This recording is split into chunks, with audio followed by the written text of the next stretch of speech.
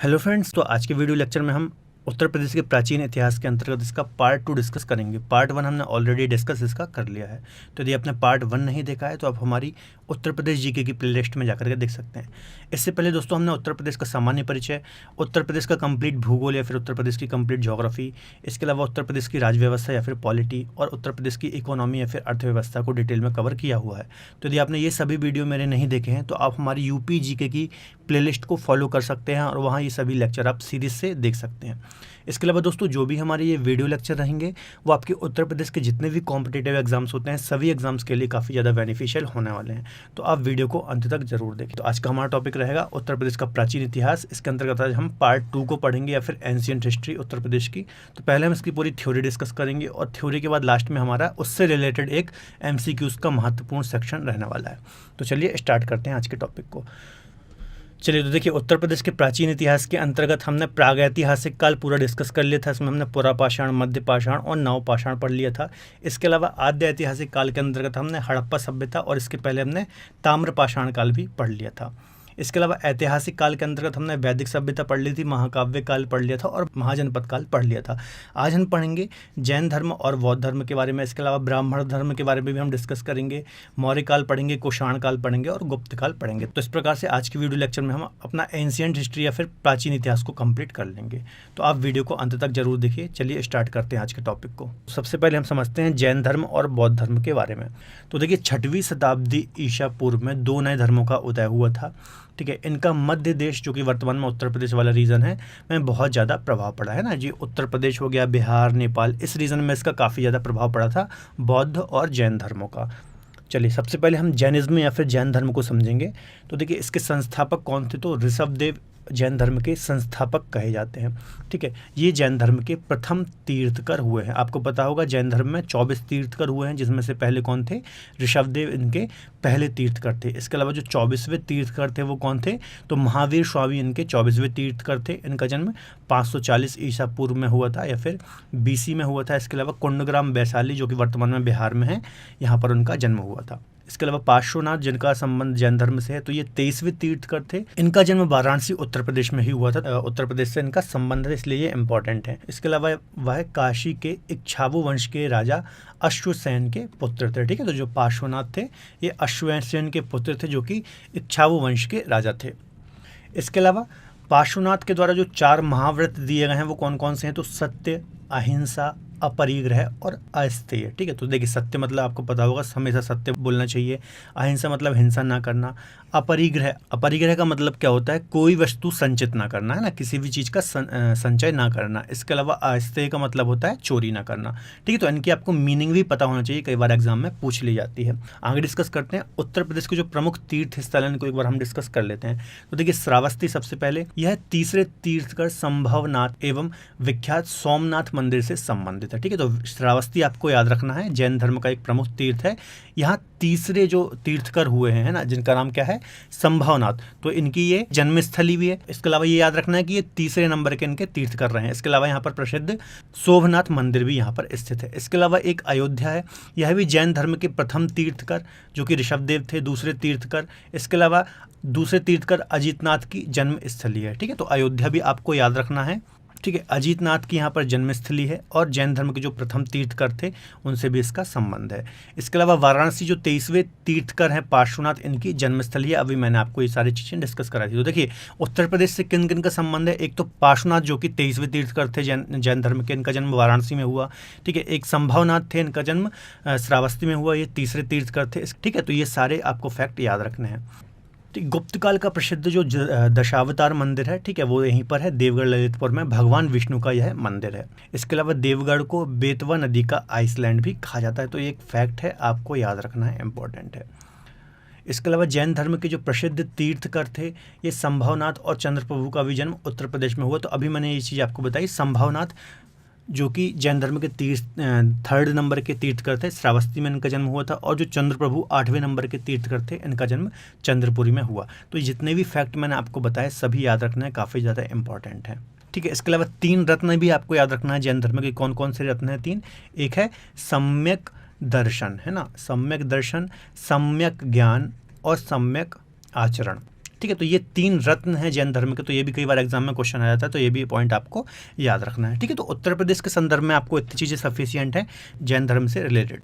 चलिए अब हम डिस्कस करते हैं बौद्ध धर्म के बारे में। तो देखिए बौद्ध धर्म के संस्थापक कौन थे, तो गौतम बुद्ध इसके संस्थापक थे। अपने हिस्ट्री में पढ़ा ही होगा।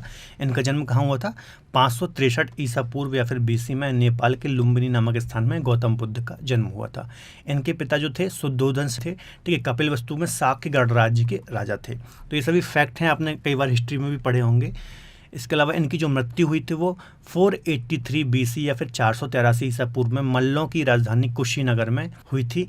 इसे बौद्ध धर्म में महापरिनिर्वाण भी कहा जाता है। देखिए बौद्ध के जीवन काल में जो अलग अलग इनकी घटनाएं हैं, जैसे जन्म, मृत्यु, है ना, इनका ज्ञान प्राप्त करना, तो इनको अलग अलग संज्ञा दी गई हैं। जैसे इनकी मृत्यु को महापरिनिर्वाण कहा गया है। ठीक है, तो ये सारी चीज़ें आपको पता होनी चाहिए।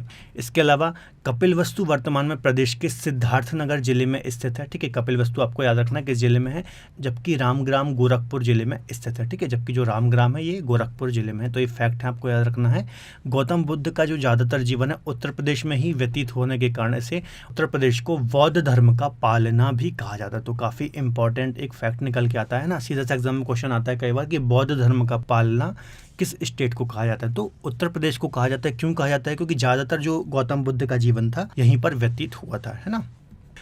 बौद्ध धर्म में स्थित प्रदेश के प्रमुख जो नगर हैं जो कि बौद्ध धर्म से रिलेटेड हैं, कौन कौन से हैं, काशी, कौशाम्बी, मथुरा, साकेत, श्रावस्ती, हस्तिनापुर और अहिच्छत्र। ये बौद्ध धर्म से रिलेटेड या फिर बौद्ध काल के प्रमुख नगर हैं, तो आपको सारे याद होने चाहिए। एग्जाम में क्वेश्चन आ जाएगा कि जो साकेत है वो किस धर्म से रिलेटेड है, या फिर श्रावस्ती है ये किस धर्म से रिलेटेड है, तो आपको पता होना चाहिए। चलिए आगे बात करते हैं। भगवान बुद्ध ने अपना जो पहला उपदेश है ये कहाँ दिया था, तो सारनाथ में दिया था, आपको पता ही होगा, है ना। वर्तमान में वाराणसी जिले के अंतर्गत आता है। पहला उपदेश दिया था, इसको हम क्या बोलते हैं, धर्म चक्र प्रवर्तन भी बोलते हैं। इसके अलावा जो सर्वाधिक उपदेश दिया इन्होंने कौशल देश की राजधानी श्रावस्ती में दिए हैं। तो आपको पता ही होगा श्रावस्ती एक जिला है ना, कौशल देश की राजधानी थी। जो शिवालिक हिमालय है उसके नीचे आपको ये जिला देखने को मिल जाएगा। ठीक है, तो बौद्ध धर्म के बारे में इतने फैक्ट काफ़ी हैं। चलिए आगे देखते हैं हम ब्राह्मण धर्म के बारे में। तो देखिए जैन बौद्ध धर्म के अतिरिक्त उत्तर प्रदेश में हमें ब्राह्मण धर्म के देवी देवताओं जैसे विष्णु, वासुदेव, सूर्य, कार्तिकेय, वराह, दुर्गा, लक्ष्मी आदि की भी प्राचीन मूर्तियां हमें मथुरा से प्राप्त होती हैं। ठीक है, तो आपको याद रखना है ब्राह्मण धर्म की विष्णु, वासुदेव, सूर्य, कार्तिकेय, वराह, दुर्गा, लक्ष्मी, इन सभी देवी देवताओं की मूर्ति हमें मथुरा से प्राप्त होती हैं जो कि ब्राह्मण धर्म से रिलेटेड हैं। हाल ही में सौंख मथुरा में कुषाणकालीन मंदिर भी मिला है जो कि ब्राह्मण धर्म से संबंधित है। एग्जाम में क्वेश्चन बनेगा जो मथुरा से हमें मंदिर प्राप्त हुआ है वो किस धर्म से रिलेटेड है, तो ब्राह्मण धर्म से रिलेटेड है। सौंग मथुरा से जो हमें मंदिर प्राप्त हुआ है।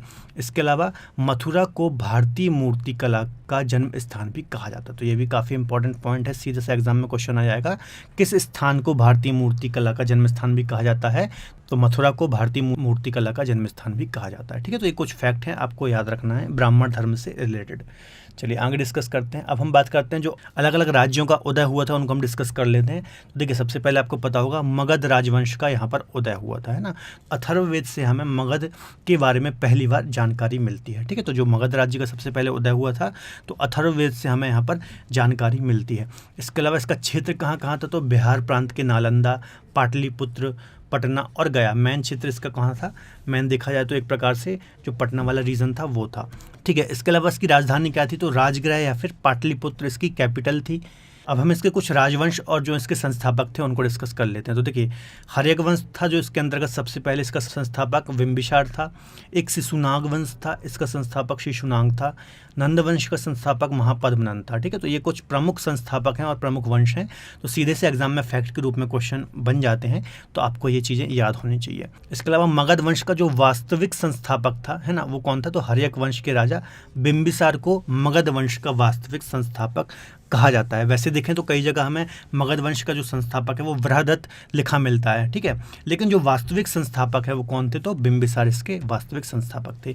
बिंबिसार के बाद उनका पुत्र अजातशत्रु ने बिहार के साथ साथ उत्तर प्रदेश के भी अनेक भागों में अधिपत्य कर लिया था। ठीक है, तो जो बिंबिसार के पुत्र थे अजातशत्रु, ठीक है, तो इन्होंने बिहार के साथ साथ उत्तर प्रदेश के भी काफ़ी रीजन में अधिपत्य कर लिया था। ठीक है, तो ये पॉइंट आपको याद रखना एग्जाम में आ सकता है।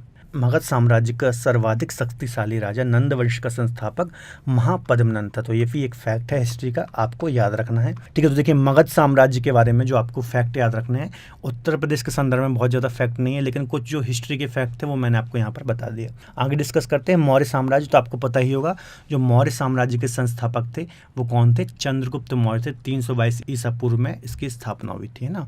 सम्राट अशोक के 40 से भी अधिक अभिलेख खोजे जा चुके हैं, जिसमें से कुछ का संबंध उत्तर प्रदेश से भी है ना। तो आपको पता ही होगा अशोक ने अपने टाइम पीरियड में काफ़ी सारे स्तंभ लेख और शिलालेखों का निर्माण करवाया था, अलग अलग जगहों पर उनको स्थापित कराया था, जिनमें से कुछ उत्तर प्रदेश में भी हैं।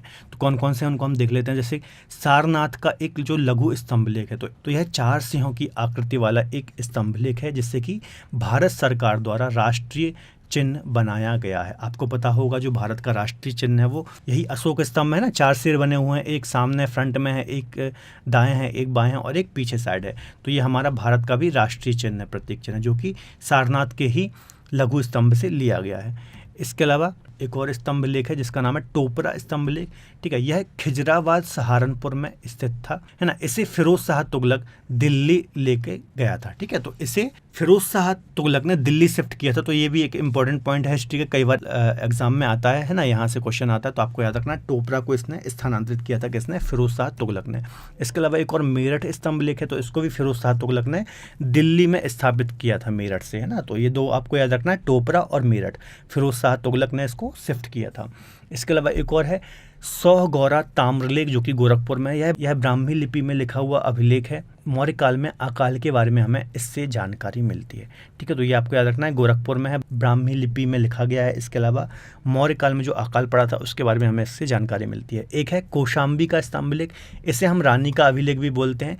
समुद्रगुप्त द्वारा कौशाम्बी से प्रयाग लाया गया था। ठीक है, तो ये समुद्रगुप्त द्वारा कौशाम्बी से प्रयाग शिफ्ट किया गया था। एक और है अहरोला मिर्जापुर का अभिलेख, इसे हम लघु शिलालेख भी बोलते हैं। ठीक है, इसमें देखिए इस अभिलेख में एक इंपॉर्टेंट पॉइंट आपको याद रखना है।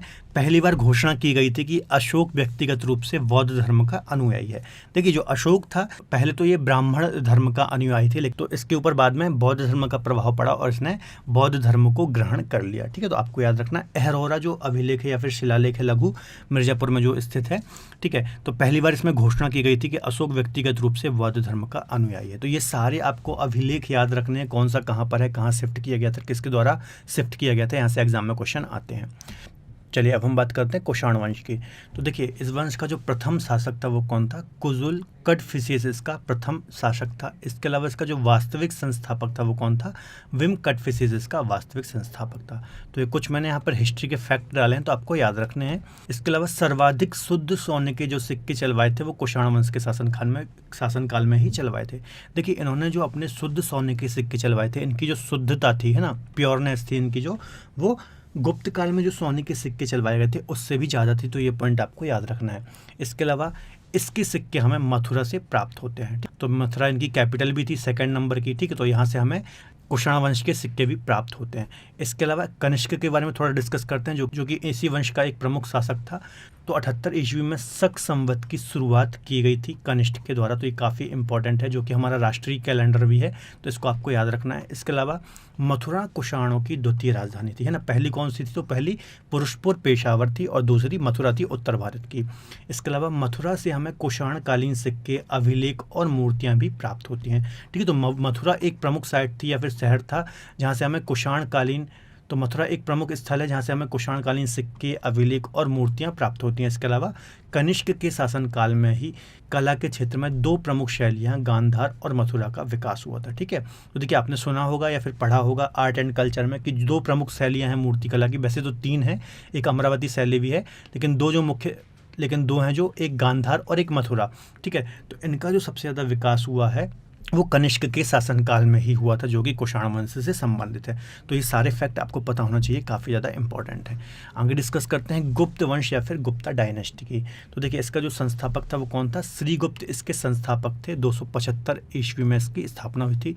उत्तर प्रदेश सर्वप्रथम गुप्त वंश प्रयागराज के निकट कौशाम्बी में इसका उदय हुआ था। ठीक है, तो सर्वप्रथम जो इनका उदय हुआ था वो प्रयागराज के निकट कौशाम्बी में उदय हुआ था। इसके अलावा उत्तर प्रदेश के भीतर गाँव कानपुर, भीतरी गाजीपुर, देवगढ़, झांसी से हमें गुप्तकालीन मंदिर के अवशेष प्राप्त होते हैं। ठीक है, तो भीतरगांव, कानपुर, इसके अलावा भीतरी गाजीपुर, देवगढ़, झांसी, इन सभी जगह से हमें गुप्तकालीन मंदिरों के भी अवशेष प्राप्त होते हैं। तो ये सारे जो एरियाज़ हैं आपको याद रखने हैं। इसके अलावा गुप्त काल में उत्तर प्रदेश में आर्थिक, शैक्षणिक और सांस्कृतिक गतिविधियों में अद्वितीय विकास हुआ था। ठीक है, तो उत्तर प्रदेश वाला जो रीजन था उस टाइम पे, तो गुप्त काल में यहाँ पर काफ़ी ज़्यादा आर्थिक या फिर बोले इकोनॉमिकल, इसके अलावा शैक्षणिक, सांस्कृतिक या फिर कल्चरल तरीके से आप बोलें तो काफ़ी ज़्यादा विकास देखने को हमें मिला था, है ना।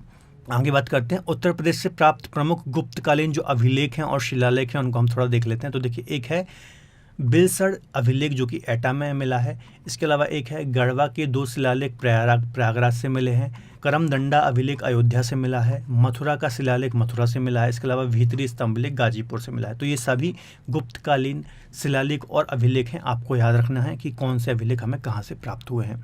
अब हम बात करते हैं पुष्यभूति वंश या फिर वर्धन वंश की। तो देखिए, इसका संस्थापक कौन था? पुष्यभूति इसका संस्थापक था। अब हम बात करते हैं इसका सबसे प्रतापी जो एक प्रकार से राजा बोले हर्षवर्धन, इनके बारे में थोड़ा डिस्कस कर लेते हैं।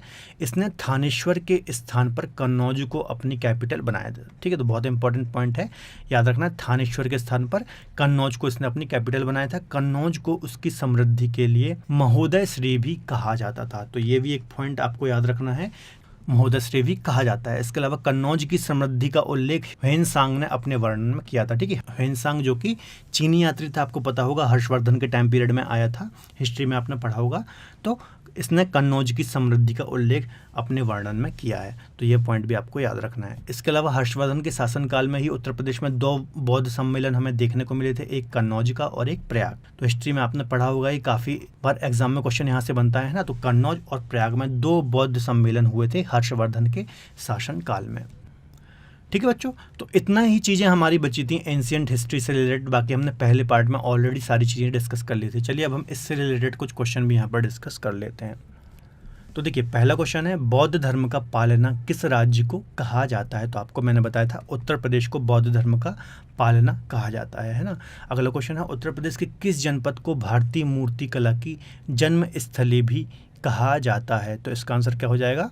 मथुरा को भारतीय मूर्तिकला की जन्मस्थली भी कहा जाता है। मैंने आपको बताया था कि काफ़ी ज़्यादा यहाँ से ब्राह्मण धर्म की भी मूर्तियाँ मिली हैं अलग अलग भगवान की। इसके अलावा मथुरा कला अपने आप में एक मूर्ति कला है। ठीक है, तो ये सारे पॉइंट आपको याद रखने हैं। अगला है गौतम बुद्ध का जन्म कहाँ हुआ था? तो गौतम बुद्ध का जन्म कहाँ हुआ था? डी आंसर इसका हो जाएगा लुम्बिनी में हुआ था। 563 BC या फिर 563 ईसा पूर्व में गौतम बुद्ध का जन्म हुआ था। अगला क्वेश्चन है हर्षवर्धन ने 2 महान धार्मिक सम्मेलनों का आयोजन कहाँ करवाया था? तो इसका आंसर हो जाएगा कन्नौज और प्रयाग, है ना। सी आंसर इसका बिल्कुल सही हो जाएगा। कन्नौज और प्रयाग में 2 धार्मिक सम्मेलनों का आयोजन करवाया था। अगला क्वेश्चन है कुशीनारा वर्तमान में कुशीनगर किसकी राजधानी थी? तो इसका आंसर हो जाएगा डी, मल्लों की राजधानी थी कुशीनगर, या फिर पहले हम इसको कुशीनारा के नाम से जानते थे, है ना। यहाँ पर आपको पता होगा बौद्ध ने महापरिनिर्वाण प्राप्त किया था या फिर इनकी मृत्यु हुई थी 483 BC में। ठीक है, चलिए अगला क्वेश्चन है टोपरा, सहारनपुर तथा मेरठ के अशोक स्तंभ लेखों को दिल्ली के किस शासक के द्वारा लाया गया था? तो ये मैंने आपको बताया था फिरोज शाह तुगलक के द्वारा ये दोनों अभिलेखों को लाया गया था। ठीक है, कौन कौन से थे, है ना। एक था एक टोपरा का स्तंभ लेख था और एक मेरठ का था। तो आपको याद रखना है फिरोज शाह तुगलक के द्वारा इनको लाया गया था या फिर दिल्ली में स्थापित किया गया था। अगला क्वेश्चन है मथुरा कला किसके काल में अपने शीर्ष पर था? ठीक है, तो जो मथुरा कला है ये कुषाण काल में अपने शीर्ष पर था। मैंने आपको डिस्कस कराया था, मथुरा कला मूर्ति कला से संबंधित है। अगला क्वेश्चन है गुप्तकालीन पक्की ईंटों से बना भीतरगांव मंदिर कहाँ पर स्थित है? तो ये कहाँ पर स्थित है? डी, कानपुर में स्थित है भीतरगांव का मंदिर, जो कि पक्की ईंटों से बना मंदिर है। चलिए अगला क्वेश्चन है जैन तीर्थकर पार्श्वनाथ मुख्यतः किस स्थान से संबंधित हैं? मैंने आपको बताया था वाराणसी से इनका संबंध है ना। वाराणसी में इनका जन्म हुआ था पार्श्वनाथ का। ठीक है, कौन से नंबर के तीर्थकर हैं तो आप मुझे कमेंट बॉक्स में बताइए। चलिए अगला क्वेश्चन है महात्मा बुद्ध का महापरिनिर्वाण कहाँ पर हुआ? तो जो महात्मा बुद्ध हैं इनका महापरिनिर्वाण या फिर इनकी मृत्यु कहाँ हुई थी? वर्तमान कुशीनगर या फिर कुशीनारा में इनकी मृत्यु हुई थी। 483 BC या फिर 483 ईसा पूर्व में इनकी मृत्यु हुई थी। चलिए अगला क्वेश्चन है, गौतम बुद्ध ने उत्तर प्रदेश के किस स्थान पर अपना पहला उपदेश दिया? तो सबसे पहला जो इन्होंने उपदेश दिया था वो कहाँ दिया था? सारनाथ में इन्होंने सर्वप्रथम अपना उपदेश दिया था। इसके अलावा सर्वाधिक जो इन्होंने दिए हैं वो कहाँ दिए हैं? तो श्रावस्ती में इन्होंने सर्वाधिक उपदेश दिए हैं। अगला क्वेश्चन है, कुषाण वंश के शासकों की दूसरी राजधानी कहाँ पर थी? तो जो कुषाण वंश थे इनकी जो दूसरी राजधानी थी वो कौन सी थी? मथुरा थी उत्तर भारत में। इसके अलावा पहली कहाँ थी? तो पुरुषपुर पेशावर में इनकी पहली राजधानी थी। ठीक है, चलिए अगला क्वेश्चन है, वह कौन सा स्तूप स्थल है जिसका संबंध भगवान बुद्ध के जीवन की किसी घटना से नहीं रहा है? तो देखिए कुशीनारा से भी रहा है, यहाँ पर बुद्ध को महापरिनिर्वाण प्राप्त हुआ था। बौद्ध गया भी है, ठीक है, यहाँ पर इनको निर्वाण की प्राप्ति हुई थी या फिर ज्ञान की प्राप्ति हुई थी। इसके अलावा सारनाथ से भी इनका संबंध है, यहाँ इन्होंने अपनी फर्स्ट स्पीच दी थी। तो इसका आंसर हो जाएगा सी, है ना, सांची। ये कहाँ? मध्य प्रदेश में स्थित है। ठीक है, तो बुद्ध के जीवन की घटना से इसका संबंध नहीं है। अगला क्वेश्चन है, गुप्त काल का प्रसिद्ध दशावतार मंदिर कहाँ पर स्थित है? तो इसका आंसर हो जाएगा सी। ये पॉइंट मैंने आपको बताया था, देवगढ़ ललितपुर में स्थित है दशावतार मंदिर। ठीक है, इसके अलावा भगवान विष्णु का भी मंदिर यहाँ पर स्थित है। चलिए अगला क्वेश्चन है, निम्न में से किसे बेतवा नदी का आइसलैंड भी कहा जाता है? तो इसका आंसर हो जाएगा देवगढ़ को बेतवा नदी का आइलैंड या फिर आइसलैंड कहा जाता है। अगला क्वेश्चन है, जैन धर्म के प्रथम तीर्थकर ऋषभदेव का जन्म निम्न में से किस स्थान पर हुआ था? तो ये चीज़ भी मैंने आपको बताई थी, वाराणसी में हुआ था। जैन धर्म के जो प्रथम तीर्थकर थे ऋषभदेव, इनका जन्म कहाँ हुआ था? वाराणसी में हुआ था। ये पॉइंट मैंने कई बार आपको रिपीट किया था। अगला क्वेश्चन है, निम्न में से सर्वप्रथम किस वेद से मगध के बारे में हमें जानकारी मिलती है? तो ये पॉइंट भी मैंने डिस्कस कराया था। इसका आंसर हो जाएगा अथर्ववेद से हमें सर्वप्रथम मगध राज्य के बारे में जानकारी मिलती है। इसके अलावा जो मगध का वास्तविक संस्थापक था वो कौन था? तो बिंबिसार इसका वास्तविक संस्थापक था। अगला क्वेश्चन है, गोरखपुर के किस ताम्रलेख से मौर्य काल में अकाल के संबंध में जानकारी मिलती है? तो इसका आंसर हो जाएगा ए, सोहगोरा ताम्रलेख से हमें मौर्य काल के अकाल के बारे में जानकारी मिलती है ना। ये भी पॉइंट मैंने आपको डिस्कस कराया था। यूपी के गोरखपुर के सोहगोरा नामक स्थान से यह हमें प्राप्त हुआ है। अगला क्वेश्चन है, टोपरा का स्तंभ लेख कहाँ स्थित है? ठीक है, तो ये भी मैंने आपको डिस्कस कराया था। 2 स्तंभ लेख मैंने डिस्कस कराए थे, एक टोपरा का था और एक मेरठ का था, जिसे फिरोज शाह तुगलक द्वारा दिल्ली ट्रांसफर किया गया था, है ना। तो ये कहाँ पर? सहारनपुर खिजराबाद में ये स्थित था। ठीक है, अगला क्वेश्चन है, समुद्रगुप्त का दरबारी कवि हरिशेन द्वारा रचित प्रयाग प्रशस्ति किस स्तंभ लेख से संबंधित है? तो इसका आंसर हो जाएगा कौशाम्बी स्तंभ लेख से इसका संबंध है। लास्ट क्वेश्चन है, निम्न में से कौन सा क्षेत्र गुप्त वंश के उदय से संबंधित है? तो ये चीज़ भी मैंने आपको डिस्कस कराई थी। इसका आंसर हो जाएगा सी, प्रयागराज, है ना। मैंने आपको बताया था यूपी में सर्वप्रथम जो इसका उदय हुआ था वो प्रयागराज के कौशाम्बी में हुआ था। ठीक है, तो ये सारी चीज़ें मैंने आपको डिस्कस कराई थी। तो ये तो दोस्तों हमारे 21 महत्वपूर्ण क्वेश्चन। तो दोस्तों यदि आपको आज का वीडियो लेक्चर पसंद आए तो प्लीज़ वीडियो को लाइक करें, इसके अलावा अपने दोस्तों के साथ शेयर जरूर करें।